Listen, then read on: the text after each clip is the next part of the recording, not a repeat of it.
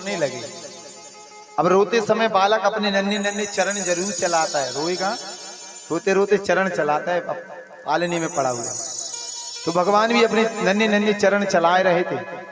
प्रभु की दृष्टि पड़ी सक्टासुर के ऊपर, गाड़ी की पार में आकर बैठा था।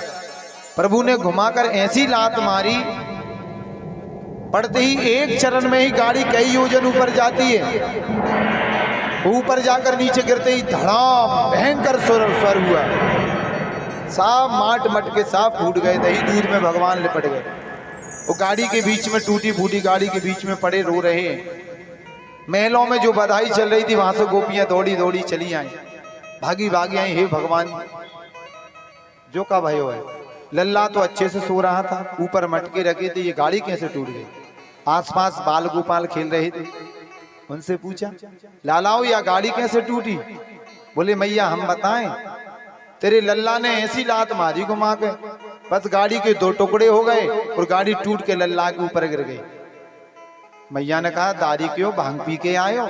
जो लल्ला की इतनी सी लात से गाड़ी टूट सकती है, उसके छोटे छोटे नन्हे नन्हे चरण है। बोलो राधे राधे। पर जैसे ही यशोदा मैया घबराई, जल्दी से गाड़ी को इधर उधर फेंका। सब गोपियों ने भगवान को उठाया, गौ मूत्र से, गौ रज से, दूध दही से भगवान का अभिषेक कराया, ब्राह्मणों को बुलवाकर गृह शांति करवाई। उन्हें ऐसा लगा कि घर में कोई परेशानी है। बोलो राधे राधे। और यशोदा मैया की तब जान में जान आई। परंतु देखिए भगवान ने गाड़ी में लात क्यों मारी, इसका एक संकेत और है। बोलो राधे राधे। भगवान कहां लटक रहे थे? गाड़ी के नीचे, और गाड़ी के ऊपर रखे थे दही दूध के मटके। तो भगवान है नीचे और संसार का जो भोग है वो है ऊपर।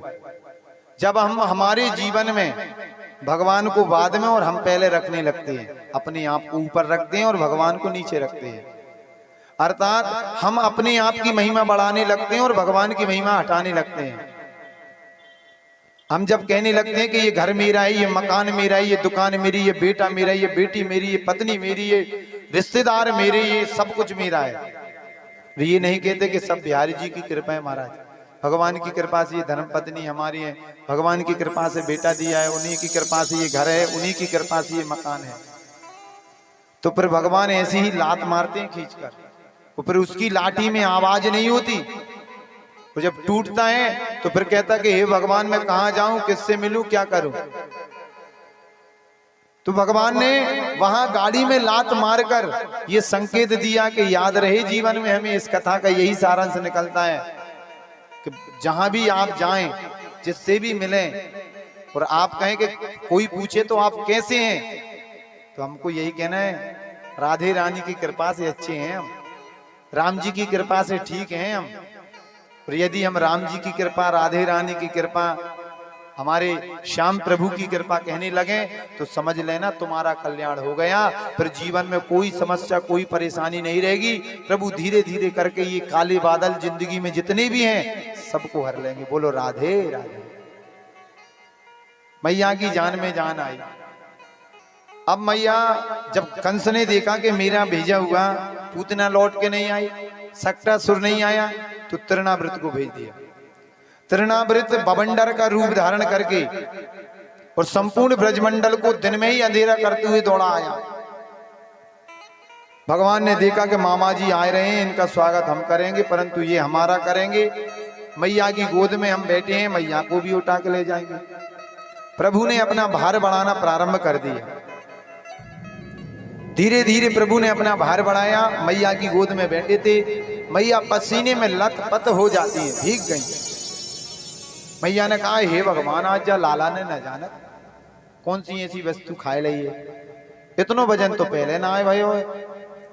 तुरंत लाला को नीचे रखकर और आप घर के काम काजों में लग जाती हैं। यहाँ तृणावृत बवंडर के रूप में आया, अंधूरे का रूप ले गया।